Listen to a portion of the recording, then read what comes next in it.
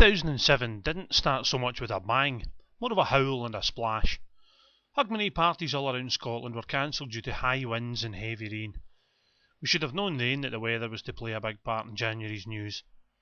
Over the first 31 days of our new website, two topics appeared again and again: the weather and the Presbytery plan.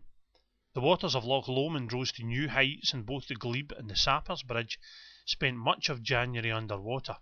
Luckily both have survived, and apart from a smattering of mud and leaves, look none the worse for wear. When Jason and Will from the Royal Engineers stopped by, they were astounded at how high the water had risen, and managed to play their part in freeing a tree that had become trapped under the bridge.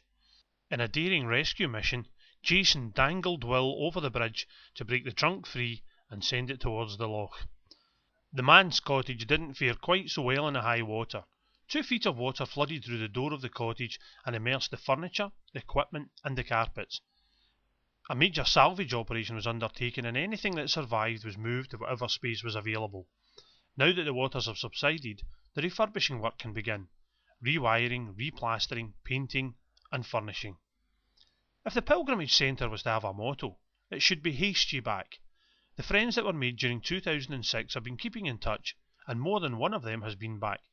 As mentioned before, Jason and Will from the Royal Engineers dropped by, and now news that Tina Sepler from Finland will be back this month to plan the return of Team Finland.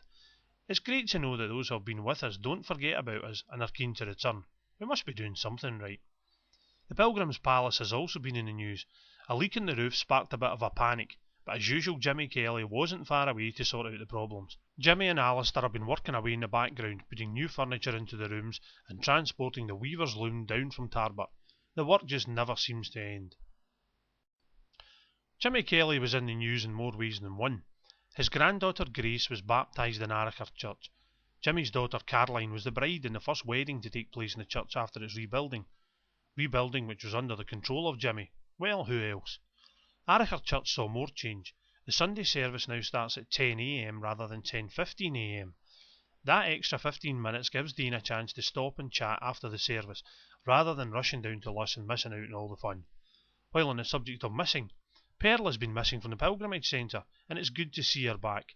A stalwart of the centre, Pearl travels from Aracher to LUSS to man the pumps and make sure everyone is given as warm a welcome as possible. It's easy to see why Dean has been down in the dumps recently.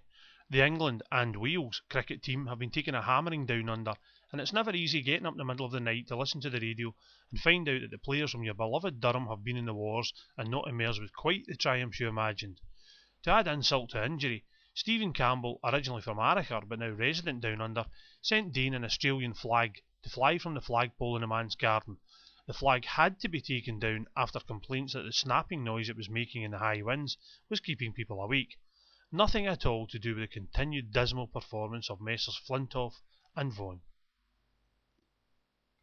The Presbytery plan has pretty much been done to death. We were challenged and we responded. You can read all about it, see all about it, and listen all about it on the website. A man much wiser than me said, "It's no the size of the dug in the fight, but the size of the fight in the dug," and we put up pretty good fight. If Winston Churchill had been in charge, he might have said, "We shall defend our linkage whatever the cost may be.